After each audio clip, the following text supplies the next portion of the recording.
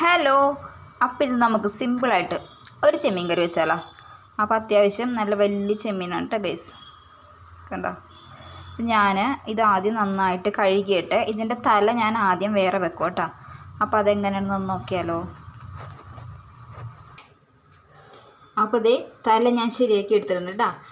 ഇനി നമുക്കിതിനാവശ്യമായ സാധനങ്ങൾ സവോള, പച്ചമുളക്, ഇഞ്ചി ഇതെല്ലാം ചെറുതായിട്ട് അരിഞ്ഞെടുക്കുക കേട്ടോ. അപ്പോൾ ചട്ടി വെച്ചിട്ട് എണ്ണ ഒഴിക്കുക കേട്ടോ.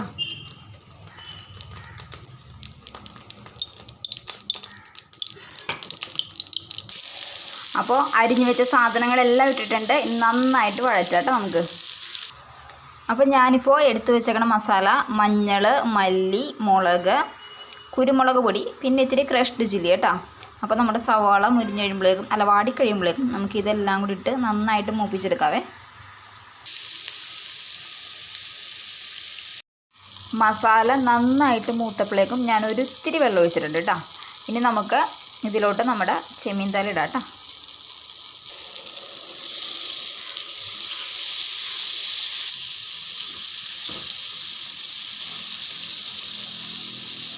അപ്പോൾ ഇത് നന്നായിട്ട് മിക്സ് ചെയ്യാം. വേണമെങ്കിൽ ഒരു ഇത്തിരി വെള്ളം ഒഴിക്കാവേ. അതെ, നമ്മുടെ ഇതില്ലേ തീ ഒന്ന് പതിയെ സിമ്മിൽ വെക്കാം കേട്ടോ. ഇതവിടെ ഇരുന്ന് നന്നായിട്ട് വേകട്ടെ. എന്നിട്ട് ഫൈനൽ ലുക്ക് ഞാൻ കാണിച്ചു തരാം കേട്ടോ ഗൈസ്. സൂപ്പർ ടേസ്റ്റിയാണ്. അപ്പോൾ ഇങ്ങനെ ട്രൈ ചെയ്യാത്ത ആൾക്കാരുണ്ടെങ്കിൽ വെറുതെ തല ഇങ്ങനെ ചെമ്മീനിലിട്ട് തല കളയുവാണെങ്കിൽ ഇനി അടുത്ത പ്രാവശ്യം മേടിക്കുമ്പോൾ ഇങ്ങനെ ഒന്ന് ട്രൈ ചെയ്ത് നോക്ക് കേട്ടോ. അടിപൊളിയാണ്, സൂപ്പർ ടേസ്റ്റാണ്.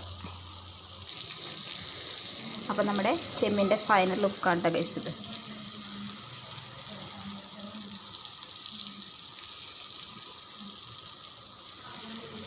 അപ്പോൾ അടുത്ത വീഡിയോ കാണാം.